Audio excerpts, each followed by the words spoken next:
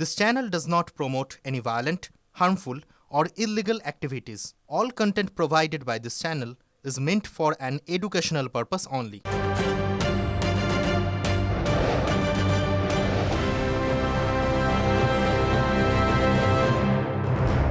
SIR মামলায় সওয়াল করে এক প্রকার নজির গড়লেন এ রাজ্যের মুখ্যমন্ত্রী মমতা বন্দ্যোপাধ্যায়। কোথায়? সুপ্রিম কোর্টে। দুধে আইনজীবীরা থাকতে মমতা বন্দ্যোপাধ্যায় তিনি কেন সওয়াল করলেন এই প্রশ্ন উঠছে, কিন্তু বিরোধীরা বলছেন যে ভুতুরে ভোটারের নাম বাদ চলে যাবে এই ভয়ে এ রাজ্যের মুখ্যমন্ত্রী নাকি নাটক করলেন। এই যাবতীয় বিষয়গুলো নিয়ে কিছু আলোচনার প্রয়োজনীয়তা রয়েছে। এই মুহূর্তে আমাদের অ্যাসোসিয়েট এডিটর রাজা চট্টোপাধ্যায় আমার সঙ্গে রয়েছেন। রাজা, আমি দুটো বিষয় জানতে চাইবো। এক, দুধে আইনজীবীরা সেখানে রয়েছেন, সেখানে মুখ্যমন্ত্রী মমতা বন্দ্যোপাধ্যায় নিজে সওয়াল করেছেন কেন? দোরগোড়ায় করার আসছে বিধানসভা নির্বাচন, যে সমস্ত মানুষজন এসআইআর এর কারণে হয়রানির শিকার হয়েছেন বলে দাবি করছেন, তাদের কাছে কি আমি তোমাদের পাশে আছি একটা বার্তা দেওয়া, মানে অপটিক্স অফ দ্য পলিটিক্স? হ্যাঁ, দেখো, তুমি এই প্রশ্নের মধ্যেই উত্তরটা রয়েছে। দুধে আইনজীবীদের দিয়ে তো সব মামলায় তিনি লড়েন, অন্যান্য মামলাও তো লড়েন। স্টেট তো অনেক মামলাই দুধে আইনজীবীদের দিয়ে লড়েন, সব ক্ষেত্রে তিনি যান না। কারণ সেই লড়াইগুলো, এই ভোটের আগে যে এই লড়াইটা, এটা মমতা বন্দ্যোপাধ্যায় নিজেই কিছুদিন আগে বলেছেন যে আমাদের বাঁচার লড়াই। সম্ভবত 17 জানুয়ারি, 17ই জানুয়ারি এরকম একটা মন্তব্য তিনি করেছিলেন। এখান থেকে বোঝা যায় ডেসপারেশনের লেভেলটা। এবার প্রশ্ন হচ্ছে, 3 থেকে 3বার তিনি হ্যাট্রিক করেছেন, মানে 3বার পরপর জিতেছেন। তিনি মুখ্যমন্ত্রী, কেন্দ্রীয় মন্ত্রী থেকেছেন একাধিকবার, রেলমন্ত্রী থেকেছেন, 7বারের এমপি। তারপরেও তার এবারের যে লড়াইটা, সেই লড়াইটা তুমি দেখো জনতার আদালত থেকে একদম সুপ্রিম কোর্ট, মানে আদালত, শীর্ষ আদালত, সব আদালতেই তিনি গিয়ে একই সওয়াল করছেন। এবং কোথাও তুমি, এটা একটা চেইন সিস্টেমে হচ্ছে। আমি এর আগে যখন বলছিলাম তখন ওই একই কথা বলছিলাম যে তিনি তার একটা ভিত্তি গ্রাউন্ড তৈরি করেছেন আগে। সেই গ্রাউন্ডটা কি, যে তিনি 6টা চিঠি লিখলেন। আচ্ছা, তুমি বলো, মমতা বন্দ্যোপাধ্যায় যখন এই চিঠিগুলো লিখছিলেন এবং তারপর তিনি যখন মুখ্য নির্বাচন কমিশনারের কাছে গেছিলেন, তিনি তো তার বিরুদ্ধেই তার অভিযোগ, তাহলে তার কাছে তিনি গেলেন কেন? তুমি যদি বলো যে দারোগা চুরি করছে, তারপর তুমি দারোগার কাছেই গিয়ে দারোগার নামে এফআইআর করছো, এটা কি হয়? তার মানে মমতা বন্দ্যোপাধ্যায় বিলক্ষণ জানতেন যে ওখান থেকে তিনি যে কথাগুলো বলবেন সেই কথাগুলো মান্যতা পাবে না, বা সেইগুলো তার মতো করে তিনি বললেই যে অ্যাকসেপ্টেড হয়ে যাবে এমন নয়। তিনি গেলেন একটাই কারণে, কারণ তার লক্ষ্যই ছিল তিনি শীর্ষ আদালতে সওয়াল করবেন। এটা খুব সুপরিকল্পিত, সেটা এখন বোঝা যাচ্ছে। এক, দ্বিতীয় কথা হচ্ছে, তৃণমূল কংগ্রেস কিন্তু আজকে, তৃণমূল কংগ্রেস বলো, মমতা বন্দ্যোপাধ্যায় বলো, খুব লেভেলের অফিসার চেয়েছিলাম, রাজ্য দিতে পারেনি পর্যাপ্ত সংখ্যক অফিসার।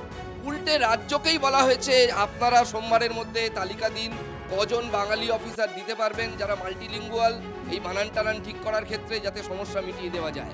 তার মানে এসআইআর একটা কন্টিনিউয়াস প্রসেস। এই এসআইআর মমতা বন্দ্যোপাধ্যায় ঘুরিয়ে যে সওয়ালটা করেছেন যে 25 সালের যে তালিকা সেই অনুযায়ী ভোট হোক, সেই আবেদন কিন্তু গ্রাহ্য হয়নি। এইটা টকিং পয়েন্ট, সেই আবেদন গ্রাহ্য হয়নি। এতৎ সত্ত্বেও তৃণমূল কংগ্রেসের মুখপাত্ররা সারাদিন ধরে তারা এই অপটিক্সটা করার চেষ্টা করছেন দেখানোর। একটু আগে আমি কুণালবাবুর কথা শুনছিলাম, তারাও বলছিলেন মমতা বন্দ্যোপাধ্যায় যা বলেছেন আদালত সব মেনে নিয়েছে। বিষয়টা কিন্তু এমন এক্স্যাক্টলি নয়।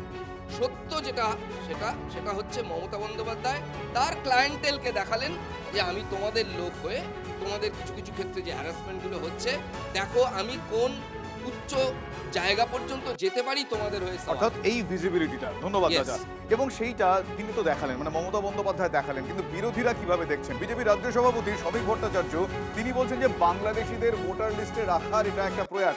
শুধু তাই নয়, তিনি এমনও বলছেন যে জানতে পেরে গিয়েছেন বিসর্জন অবশ্যম্ভাবী, সেই কারণে সেটা আটকানোর এটা নাকি আপ্রাণ চেষ্টা, যে কারণে রাজ্যের মুখ্যমন্ত্রী সুপ্রিম কোর্টে গিয়ে সওয়াল করছেন। বিজেপি का जो बाजा बजना है वो हो गया है, और उसी का कारण आज ये सुप्रीम कोर्ट से लेकर के सभी जगह इसका धरना चल रहा है।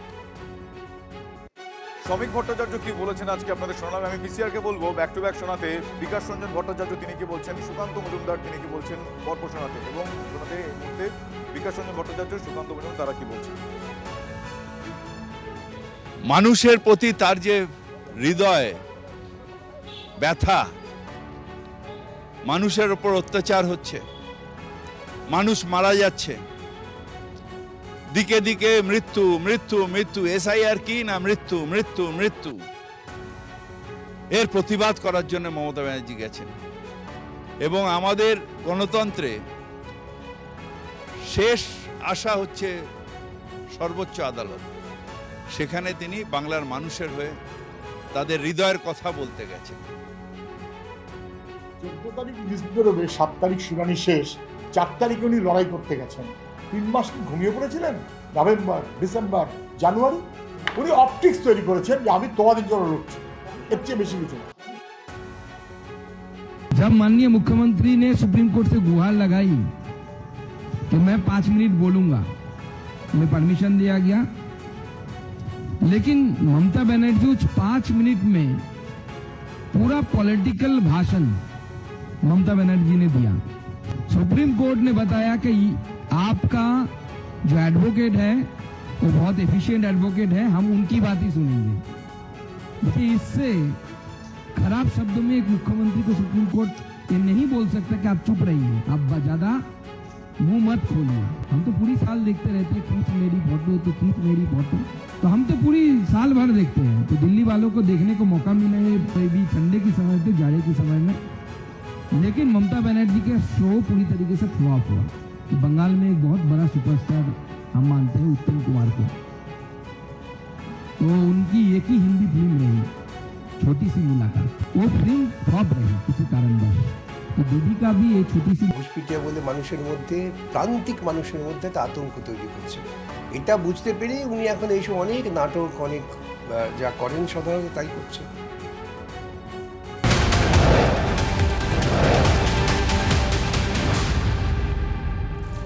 দেখুন, দেশ জুড়ে এসআইআর চলছে, এসআইআর নিয়ে বিভিন্ন বিতর্ক চলছে, আর ঠিক এই আবহে এবার মেগা বৈঠক ডাকলো জাতীয় নির্বাচন কমিশন। 24শে ফেব্রুয়ারি দিল্লিতে হতে চলেছে এই মেগা বৈঠক।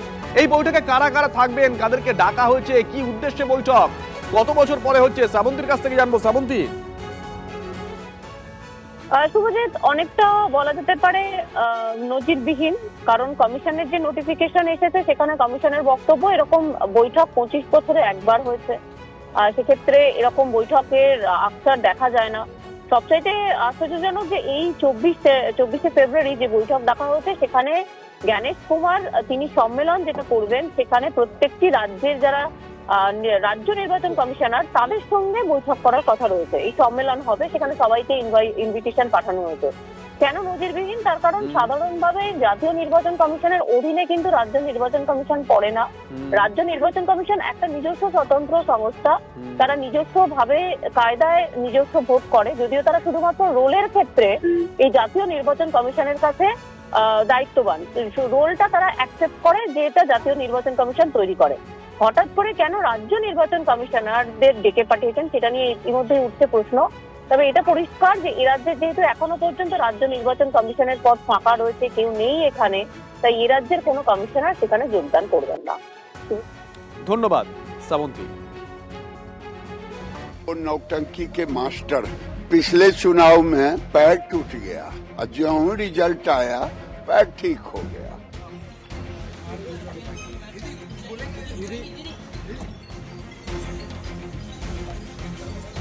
সুপ্রিম কোর্টে মমতা বন্দ্যোপাধ্যায় এই ছবিটাই রাজনৈতিক বার্তা একেবারে সুনির্দিষ্ট জায়গায় পৌঁছে দেওয়ার জন্য যথেষ্ট।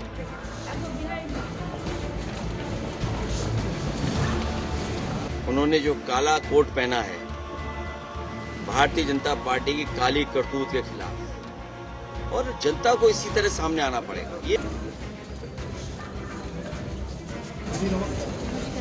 আরে একটা সিনেমা কথা মনে পড়ে গেল, রাজা বাবু, কখনো ডাক্তার, কখনো উকিল, কখনো দেখা যাচ্ছে জোকার, কখনো দেখা যাচ্ছে পুলিশ ইন্সপেক্টর। তো আমাদের রাজধানী তো মমতা বন্দ্যোপাধ্যায়।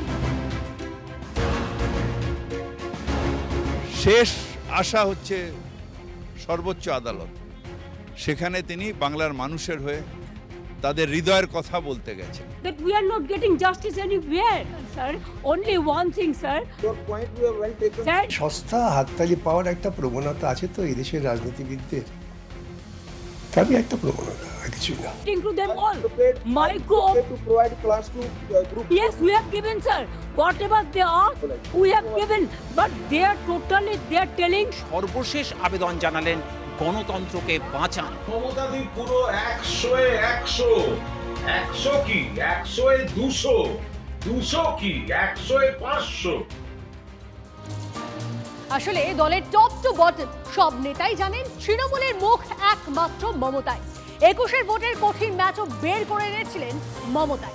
মনে নেই সেই স্লোগান, বাংলা নিজের মেয়েকে চায়।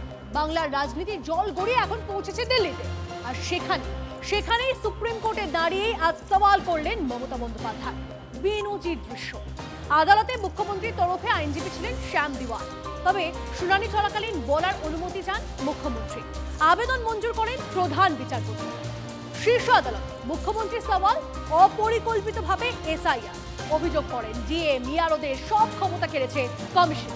বিজেপি শাসিত রাজ্য থেকে মাইক্রো অবজারভার আনা হয়েছে, একমাত্র বাংলাতেই মাইক্রো অবজারভার। দয়া করে গণতন্ত্রকে বাঁচান আবেদন মুখ্যমন্ত্রী। কমিশনের পাল্টা অভিযোগ, এসডিএম পদমর্যাদার অফিসার চেয়েও পাননি, অফিসার না পেয়ে মাইক্রো অবজারভার নিয়োগ। সলিসিটর জেনারেলের দাবি ওড়ালেন মুখ্যমন্ত্রী। তিনি বলেন, রাজ্যের কাছে এসডিএম এর সংখ্যা কম, যা চেয়েছে দিয়েছি। প্রধান বিচারপতির নির্দেশ, কতজন অফিসার দিতে পারবে রাজ্য জানাতে হবে নবান্নকে। সুপ্রিম কোর্টে সওয়াল মুখ্যমন্ত্রী। পারদ চলল রাজনীতির। বলেছে যে ডিলিশন হচ্ছে, কোনো ইনক্লুশন হচ্ছে না, ইনক্লুশনটাও দরকার। Suppose 44 district, we have 23 district. Now SDM is depends on the district wise. Now whatever we have the strength, we have included all. We are cooperating to them all. Micro to provide class to group. Yes, we have given, sir. 2 নম্বর হচ্ছে role of micro observer and roll observer. আইনে কোথাও জায়গা নেই যে micro observer এবং roll observer appointment করার। দেশের অন্যতম সাংবিধানিক প্রতিষ্ঠান জাতীয় নির্বাচন কমিশন তাদের বিরুদ্ধে সংবিধানের পরিপন্থী কাজ করার অভিযোগ আনলেন দেশের শীর্ষ আদালতে দাঁড়িয়ে প্রধান বিচারপতির এজলাসের মুখোমুখি হয়ে। 12 प्रदेश में एसआईआर का काम चल रहा है। ये वोटर लिस्ट शुद्धिकरण का ये काम को लेकर के भारत के किसी भी कोने से इतना हल्ला नहीं आ रहा है। Why there so many noise in West Bengal? মানুষ বুঝতে পারছেন যে আজকে তাদের এই হয়রানির জন্য দায়ী হচ্ছেন উনি। তার কারণ 2003 সালে পার্লামেন্টে তিনি দাঁড়িয়ে হইচই করে অসভ্যতা করে বললেন যে পশ্চিমবঙ্গে অনুপ্রবেশে পড়ে গেছে। এখন তিনি যে বিষ বৃক্ষটা রোপণ করেছেন তার ফলটা তো এখন দেখা যাচ্ছে। মমতা বন্দ্যোপাধ্যায় বাংলার মানুষের জন্য যে দাবি করে এসেছিলেন সেই দাবির আজকে কিছুটা অনেকটাই গ্রহণযোগ্যতা পেয়েছে সুপ্রিম কোর্টের কাছে। तृणमूल कांग्रेस का एजेंडा एकदम साफ है कि पश्चिम बंगाल की वोटर लिस्ट में बांग्लादेशी घुसपैठिया रहे, सारे बीएलओ को डरा रहे, धमका रहे। উনার উদ্দেশ্য আবারও বলি এসআইআর ভণ্ডুল করা এবং 2024-এর ভোটার তালিকায় উনি আজকে যেগুলো চেয়েছিলেন ওখানে কার্যত শূন্য হাতে এসেছে। পূর্ণ সম্মান দিয়ে এক্সপ্লেন করেছেন এবং তিনি যে ঝড় তুলেছিলেন তাতে নাজেহাল লাগছিল ইলেকশন কমিশনের আইনজীবীদের। টাইম চাইলেন শেষে, নভেম্বর গেল, ডিসেম্বর গেল, জানুয়ারি গেল, যখন প্রায় শেষ তখন ওনার এসে মনে পড়েছে উনি এক্সিকিউটিভ হেড হিসেবে ফেল। অতএব এখন একটা কালো পোশাক পরে এটাকে একটু লোক দেখানো কারবার। ফেল করেছেন উনি। এক এসআইআর আটকাতে গেছিলেন, আটকাতে পারেননি। 2 মাইক্রো অবজারভারের ইস্যু তুলেছিলেন, এতে উনি নিজে ফাঁসবেন, ওনার সরকার ফাঁসবে, কারণ উনি গাইডলাইন অনুযায়ী ইআরও দেননি। মমতাদির যা উদ্দেশ্য ছিল তাতে মান্যতা দিয়েছেন মহামান্য সুপ্রিম কোর্ট। 15 বছরের ক্ষমতায় থাকার পর 26-এর ভোটের সামনে দাঁড়িয়ে বঙ্গের শাসক দল প্রতিষ্ঠান বিরোধিতা চাপ থাকাটাই স্বাভাবিক। এই আবহেই সুপ্রিম দরবারে মমতা এই ছবি হাতিয়ার করেই 26-এর ভোটে খেলা ঘুরিয়ে দেবে Trinamool. We are not getting justice anywhere, sir. Only one thing, sir. Your point we are well taken. Sir, it depends on. নেত্রী নিজে ছুটে এসেছেন যে আমাদের লয়াররা যেমন মামলা লড়ছেন, পাশাপাশি মানুষের কথা, সাধারণ যে মানুষ লেখাপড়া জানে না, যে মানুষ খেটে খায়, যে মানুষ কোনো রকমে দিনপাত করছেন, প্রাণপাত করছেন, যে জীবন কাটানোর জন্য একটা সামান্য কাজ করছেন, সেই মানুষের কথা কে বলবেন? স্বাভাবিকভাবেই মমতার এই বার্তা পুরো দস্তুর রাজনৈতিক বার্তা, যা শুধুমাত্র বাংলার রাজনীতিতে প্রাসঙ্গিক নয়, তার পাশাপাশি সারা দেশে বিজেপি বিরোধী লড়াইতেও অন্যান্য বিরোধী শিবিরের কাছেও অগ্রগণ্য ভূমিকা হিসেবেই কাজ করবে বলে ব্যাখ্যা রাজনৈতিক মহলে। आज ये धरना किस लिए चल रहा है? किस लिए मुख्यमंत्री ममता बनर्जी सुप्रीम कोर्ट पे पहुंच गए? इसका कारण सिर्फ एसआईआर नहीं है। এগুলো করে সস্তা হাততালি পাওয়ার একটা প্রবণতা আছে তো এই দেশের রাজনীতিবিদদের, তারই একটা মন্ত্রী নিজের রাজ্যের মানুষের অধিকার রক্ষায় সুপ্রিম কোর্টে সওয়াল, এবং শুধু সওয়াল নয়, আজ মমতা বন্দ্যোপাধ্যায় মাননীয় মুখ্যমন্ত্রী যা যা পয়েন্ট তুলেছেন, সুপ্রিম কোর্ট সেগুলির মান্যতা দিয়েছেন, গুরুত্ব স্বীকার করেছেন, হস্তক্ষেপ করেছেন, ইলেকশন কমিশনকে নোটিশ ধরিয়েছেন। Mamata Banerjee is not a paratrooper politician. वो जमीन का महक पहचानते हैं।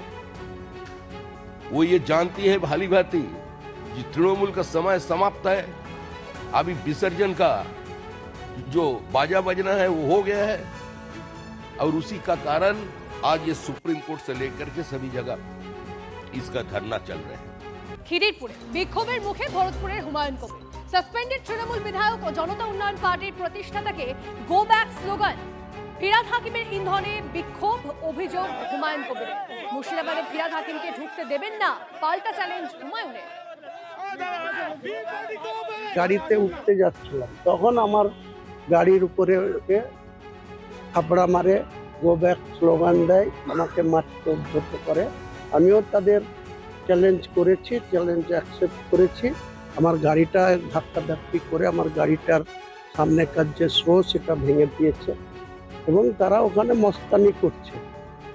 বাংলার পুলিশ কোথায় থাকে? কতক্ষণ ধরে ওখানে আমারও কিছু লোকজন ছিল, তো সেখানে যদি আমাদের লোকরাও ওখানে বাদাবাদি করতো তাহলে ওখানে একটা মারাত্মক সংঘর্ষ হতো।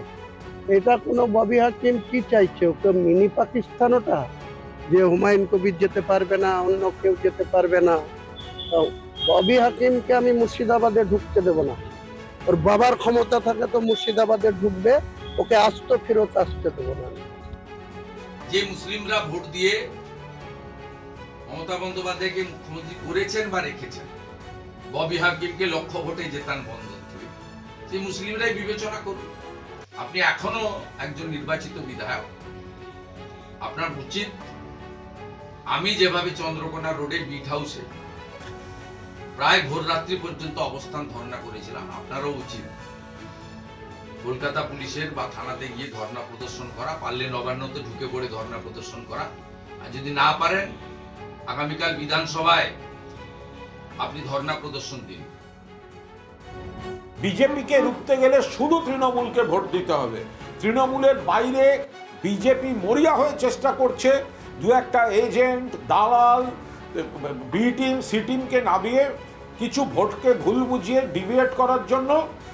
সেইখানে কোনো অবস্থায় একটা ভোট যদি কোনোভাবে এরা অন্যদিকে ফেলাতে পারে তাহলে সেটা ঘুরপথে বিজেপির লাভ। বাংলার মানুষ এটা বোঝেন, তাই বিজেপিকে রুখতে প্রত্যেকটা ভোট তৃণমূল কংগ্রেসে প্রার্থীরা পাবেন। হুমায়ুন কবির তৃণমূলের এমএলএ, এখন ওকে এক্সপেল করেনি। তৃণমূলের মন্ত্রী যদি ওকে হেনস্থা করে থাকে, উনি নিশ্চয়ই তৃণমূলের সর্বোচ্চ বাহিনীর কাছে যাবে। তৃণমূলের সর্বোচ্চ বাহিনীর কাছে ওর যেতে তো কোনো অসুবিধা নেই, সবাই জানেন সেটা।